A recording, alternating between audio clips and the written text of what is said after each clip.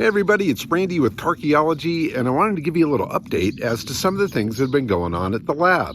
Obviously, in the past couple of weeks, we've been off to some events, the Arizona Auction Week, the Grand National Roadster Show, and we've been busy in the shop working on a bunch of stuff, and I have not posted a bunch of videos of what we're up to, and I apologize for that, but I want to get you caught up to date in case you're following along, and I'm going to start out with Pearl here. So Pearl, the 41 Cadillac, has been put along on the side here for a bit, but we're going to pick up on that today. We did some work on it last week in installing the fuel tank and a new fuel filler hose in the back. So we should be able to put a full tank of gas in it now, and then we'll see if it's actually going to pull some gas up to the motor and run off of the fuel tank. We know it runs off an alternate fuel source, but we got to get it pulling off of the tank. So I'll post some updates on that as we get into it further along in the day. But let me walk you around and show you everything else as well. So on this side of the garage, we've got Anya, the Benz, the 1940 Mercedes is sitting here. It is in the prime spot to get a bunch of work done to it. We have been working on it a little bit. The engine is pickling. We're going to drain fluids out of it possibly today, turn the car over a little bit some more as well. And then we've been continuing on with some of the preservation, cleaning, trying to stabilize the paint that's on here. A couple of parts have been made. We were missing these little nuts right here, missing two of those. And so my buddy Ben actually fabricated these based upon the originals. I'll show you the original ones over on this side here. Obviously the new ones need to be chrome plated, but he absolutely nailed it with getting something that looks proper on there. Also, we managed to do a little work to the top frame to get it to lay down flat across the body here, which is much more attractive than the way it was sticking up all crooked. Still, there's something awry in there. Got to get in there, tweak that back somehow, figure out a way to get it so that it folds up and down evenly and smoothly. Have started to do some more cleaning on the interior, just trying to clean what remains here so that it looks as presentable as possible. Obviously, I'm not going to clean away ripped material. It's a problem. It is what it is, and we do have a big gaping hole in the floor there. But I just want it to be clean so that it doesn't kick up dust, it doesn't offend anybody, and it looks like somebody cares about the car. I've cleaned the dash a little bit here. You can see it cleaned up beautifully. I've got the door panel ready to go on that side.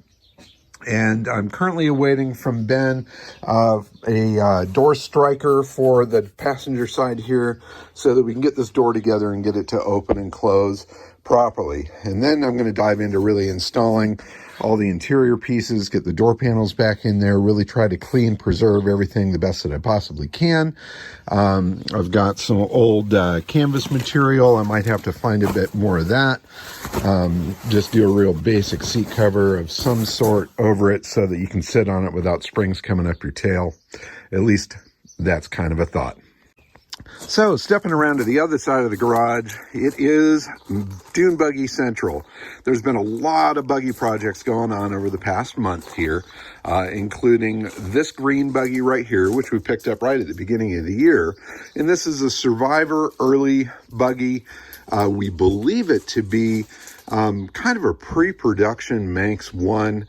But we're going through the certification process with it, and there are some unique things in it that are kind of throwing the experts for a mix. There's a couple things that they don't quite understand. However, we found some other ones that are exactly like this. So we hope to prove that this is one of the first Manx 1 bodies. It does have all of the early stuff that you would expect to see on one. It's got the small style nose bump there. It's got the original Dietz headlights on it. It's got all the details like, let's see if I can see it, the little masking tape or scotch tape square is there. The body is the way it should be around the front. It's got the proper windshield frame in it. It's got all the supports around the back that it should have for a proper Manx. There's these bars that run down here. There's these little brackets right here with 3 bolts to hold it in. I mean, the list goes on and on and on, and this thing checks every single box when it comes to what an original Manx should be. But there's 2 details that are kind of throwing everybody for a loop. One is the support tubes that are underneath the body that run down the length are a larger diameter than normal, and they are open at the front. Now, this style hose is known to be on the square tail Manx, which was the first generation of the pan Manx that Meyers made. But the Manx 1 is not known to have that big thing. Another thing that we noticed with this car is that the body was sprayed with a chopper gun, yet underneath here, the hood, if you can see it, is actually a hand-laid fiberglass hood. Now, that's another detail that is something that we believe, or at least the Manx experts that I've spoken with, believe that that was the very first generation of the Manx 1. Now, unfortunately, there were very few of those bodies made, and so there is some question from the folks that do the certification. They want to see some proof that it was built that way by Meyers, and we're working on proving that through some historic photos as well as documentation from a couple of other Manxes. So anyway, this one's a little bit of a mystery at the moment. Regardless, we've got it up and running and driving. We're in the process of installing a new dashboard here, which you can see. The wiring is all out of it. Got to get that put back in there. And over here, I've got the seats for it to bolt back in, and a few more things to do with that, and it'll be ready to go. The other big project we've been working really hard on over the past month is the Meyers Manx Resorter. So now, finally, as of yesterday, we got the wheels and tires on the car. These were on back order for at least 4 months, along with the fronts as well. The fronts came in first. We received the first of the 2 rears on Saturday, and the other one hopefully will come today so we can get that together. But the interior's in it, the top is mounted, everything is working. This is a genuine Meyers car. It was one of the last dashboards that Bruce signed before he passed. And the car is really looking fantastic. So I still need to get the 4th tire for the back there. I mount that up on the wheel, which is already painted. And then the top is going to get a refinish. This is just the bare fiberglass, but it's been test fit on there. It's looking good. I'm going to pull it off, remove the little rubber trim, put a nice bright white coat of paint on that, and then also paint the bottom side of it so it's not just raw fiberglass, and then that'll go on for the final time. A couple more little details. I've got the nose emblem that's going to be mounted on the front there, and let's see, what else? Oh, I want to get some cocoa mats for it. And then really start to run the thing in. This was a full build, ground up restoration. Suspension is all detailed and super clean. This is going to be one of the nicest resorters that are out there, and done very period and correct. So I'm super excited about this one. It's right on the tail end of being done. And when I get it completed, I'll do another video on it to take you on a tour around the whole thing, and we'll go for a little bit of a ride. And then this blue pre-tag Manx here, have been doing some work on it as well. The Tatra is hiding in the back there, just begging me to do something with it.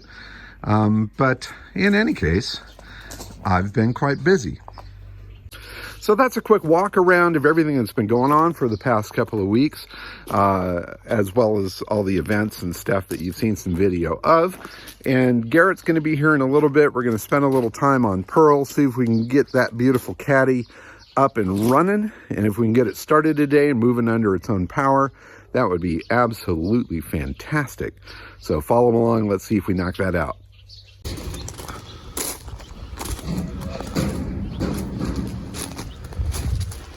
Fuel the beast. We'll see if she goes. Come on, Pearl, you can do her.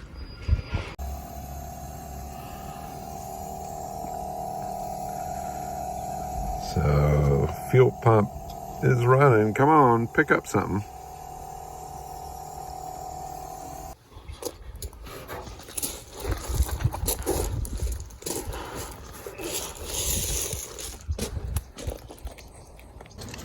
See what we got now. Okay.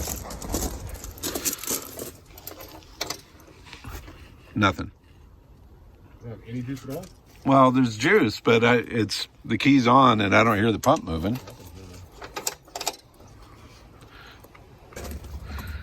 All right, finally getting some fuel in the fuel bowl. Now we've got a couple leaks to patch up, but it's sucking gas now. So hopefully she'll fire up. All right. So ignition on. Oh, it's grabbing gas, so I can hear it. Oh man, What? we are leaking out the fuel. Turn off Okay. everything. Oh, shit. What? Now it's leaking. It's leaking freaking everywhere. Oh, man, look at that. Yeah, leaking there. Oh, leaking down here. Leaking there. Is there any other connect? Hey, this one's not leaking, but the rest of them are. Yeah. God dang it. Oh, well. All right, so at least we are getting gas. Too much gas, maybe, and every connection is leaking, it looks like. So I think we're going to call it quits for the day, but get back to this tomorrow. Try to seal up all of those things. Fire up Pearl, make her go, and then see if she'll actually move under her own power. At least that's the dream. What do you think? Can we do it? I think we can do it. All right.